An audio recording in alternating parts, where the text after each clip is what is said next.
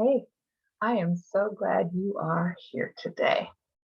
I know we have talked about sleep in the past, and this past holiday weekend, I was talking to a gal pal. She kind of scared me. In the midst of all of the holiday chaos, she says, how do I get more sleep? A few weeks ago, I went for 2 weeks without any good sleep at all. And now my bathroom counter is covered with ZQuil, NyQuil, Tylenol PM, melatonin 10 milligrams, 5-HTP, magnesium, Ambien, and Benadryl. I figure it's not habit forming if I switch it up every night, right? Oof. We need to talk, girl. First step, you know you're perimenopausal, right? Second, 10 milligrams of melatonin is kind of extreme. Third, so is all that other stuff long term, even short term. Fourth, can we talk lifestyle here for a minute? She's like, okay, yeah, sure, whatever it takes. Cool. Question one. Anything was going on those 2 weeks that would have prevented sleep? No worry, anything like that? Nope. Caffeine. When is your first cup of coffee? Before 6 a.m. Second cup, when's that? Before 7:30. Awesome. Any more? Well, sometimes after lunch around 1 p.m. Of course, the follow-up question is, what do you eat on those days that you're okay? She said, deli meat, vegetables, stuff like that. Is it fair to guess then that on the days you need caffeine, it's kind of a carb crash meal? Probably. Next question. What time is bedtime? 9:30. What's your bedtime routine? Netflix and Pinot. Any guesses where I'm going with this? Before I tell you, let's talk about the mega importance of sleep. Contrary to the popular coffee house that says you can sleep when you're dead, I would counter with, you'll be dead if you don't sleep. Everything from moodiness, impaired memory, daytime sleepiness, lack of alertness. Usually these things all lead to coffee, Red Bull, and monsters, right? To premature wrinkles and dark circles, low sex drive, low immunity, depression, obesity. These don't sound like perimenopause to me.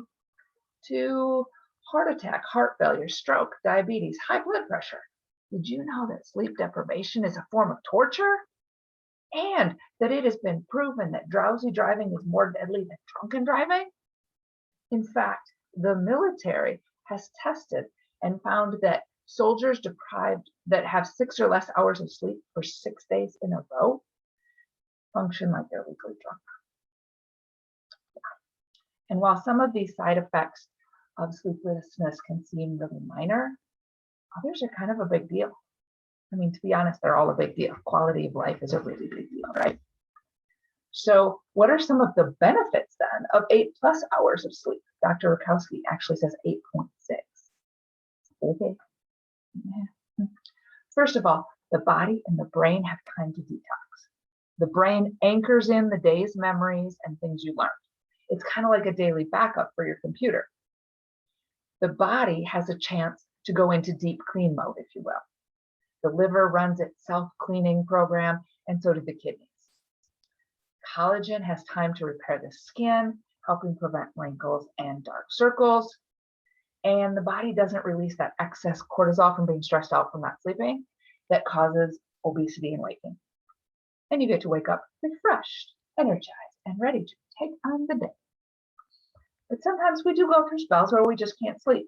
Maybe it's a stressful situation at work, or a late night event, or a new puppy. What then?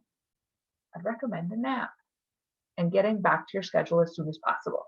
Yes, a new puppy might take longer than one night out, but get back to your schedule ASAP. And we need to go deeper. Well, I would like to say, sure, go ahead and take all the sleep aids like my gal pal. I'm not gonna. Because the truth is that in the short term, they might work. Melatonin has been proven to be effective with jet lag for frequent time zone jumpers. But if we become too reliant On sleep aids, our natural melatonin lowers production, causing more sleepless nights as you try to quit them. Thus, rotating the aids doesn't really help with sleep, right? It's more about the melatonin production. And some of those sleep aids, especially like Benadryl and allergy pills, have chemicals that leave us foggy and thick-headed in the morning, especially if you're taking them 24-hour ones, right? So what do? Back to my girl. Lifestyle examination time. First, stop with the caffeine about 24 hours before bed.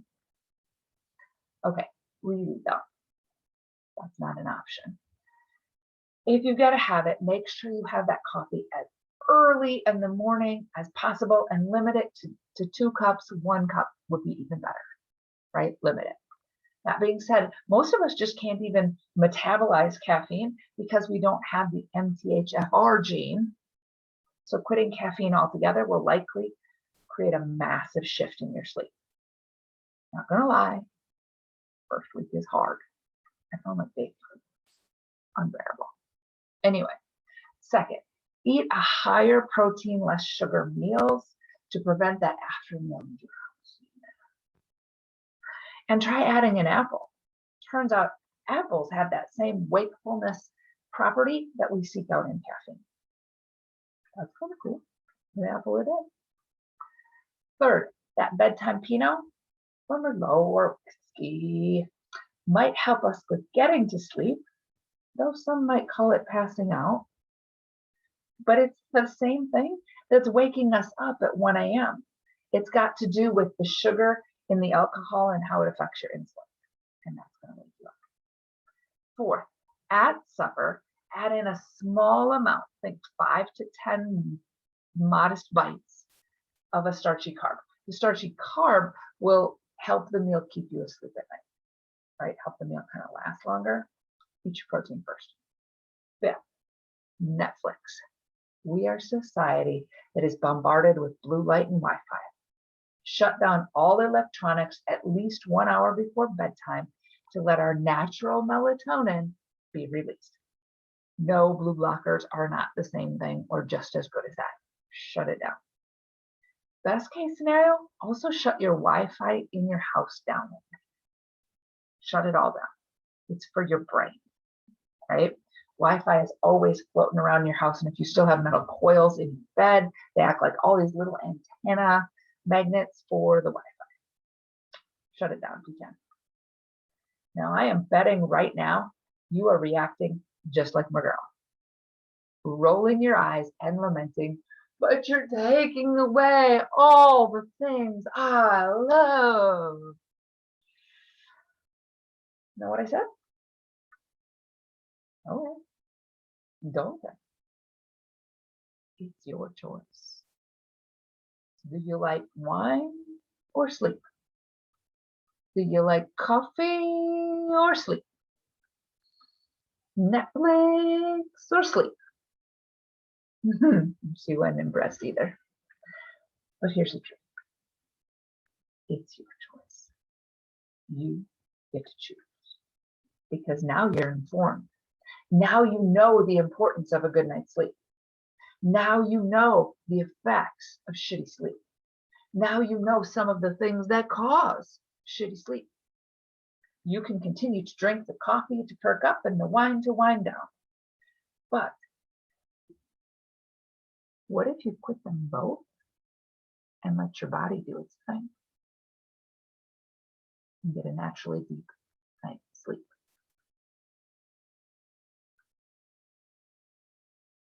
The Use Your Cycle Method group program is starting next Monday, April 12th. For 13 weeks, you will be immersed in all of the hormone education you didn't get in 5th grade. And you'll also get the hormone support basics, the 7 protocols of the Use Your Cycle Method, weekly education and Q&As, the PDF units that go with each week, and the cheat sheets for your fridge, your cupboard, whatever, priority email access to me for your day-to-day questions, bonus recipes and food ideas, bonus supplement guide, bonus workouts, and of course, better sleep. better sex, better energy, clear. Sign up at Now Get Going.com. Until next time.